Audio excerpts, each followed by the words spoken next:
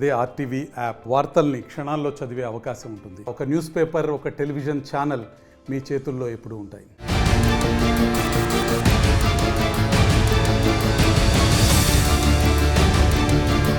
గత 5 రోజుల క్రితం ఛత్తీస్గఢ్ అటవీ ప్రాంతంలోని ఎలమిడి వద్ద ఎన్కౌంటర్ జరిగింది. అందులో ఒక మావోయిస్టు కూడా మృతి చెందాడు. అయితే ఇక్కడి నుండి గ్రేహౌండ్ బలగాలతో బయలుదేరినటువంటి ములుగు జిల్లా పోలీసులు కూడా అక్కడికి బయలుదేరారు. అక్కడికి వెళ్ళిన తర్వాత అక్కడి నుండి తిరుగు ప్రయాణం అయ్యే లోపే ఇక్కడ భారీ వర్షము గత 4 రోజులుగా కురుస్తున్నటువంటి నేపథ్యంలో పోలీసులు మాత్రం తీవ్ర ఇబ్బంది ఎదుర్కొనాల్సి వచ్చింది.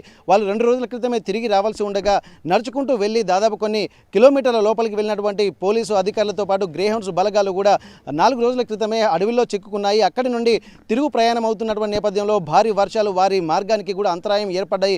వాగులు వంకలు పొంగి పొరలడంతో 4 రోజులుగా అడవిలోనే చిక్కుకున్నటువంటి పరిస్థితి. వారికి అనేక ఇబ్బందులు ఉన్నాయి. ఎందుకంటే అదే షూస్ తోటి ఎక్కడ ఒక గుడారం లాంటివి కూడా లేకపోవడము, అందులో వర్షాల్లోనే ఇబ్బందులు పడడంతో వారు అనేక ఇబ్బందులు ఎదుర్కొన్న తర్వాత చివరికి అక్కడ ఉన్నటువంటి ఉన్నతాధికారులకు సమాచారం అందించారు. ఆ సమాచారం అందుకున్నటువంటి పోలీసులు వర్షాల నేపథ్యంలో అడవిలోకి వెళ్ళలేకపోయాయి. వర్షాలు వచ్చిన తర్వాత కొద్దిగా చిన్న గ్యాప్ ఇచ్చినటువంటి సమయంలో ఉన్నతాధికారులు హెలికాప్టర్లను అక్కడికి పంపించడంతో అక్కడి నుండి ఇక్కడ పోలీసులు అలాగే గ్రేహౌండ్స్ బలగాలను హెలికాప్టర్ నుండి వాజేడు మండలానికి తరలించినటువంటి పరిస్థితి. వాజేడు మండలానికి తీసుకొచ్చిన తర్వాత అనేక మంది పోలీసులు అంటే గ్రేహౌండ్స్ కొంతమంది బలగాలతో పాటు పోలీసులు కూడా అక్కడ తీవ్ర అస్వస్థతకు గురైనట్టుగా తెలుస్తుంది.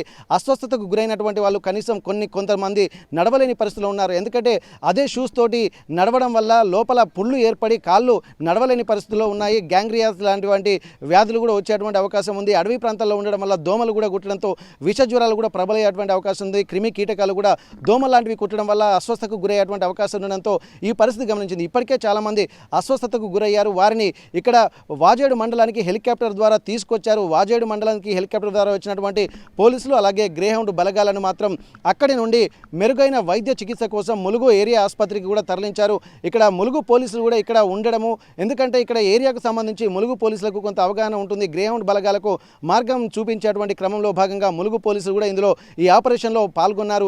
అయితే అక్కడి నుండి ఇక్కడికి వచ్చినటువంటి వాళ్ళు కొంత తీవ్ర అస్వస్థకు గురయ్యారు. ప్రస్తుతానికైతే ఇక్కడ వారి పరిస్థితి కొంతమందికి విషమంగా ఉన్నట్టు తెలుస్తుంది.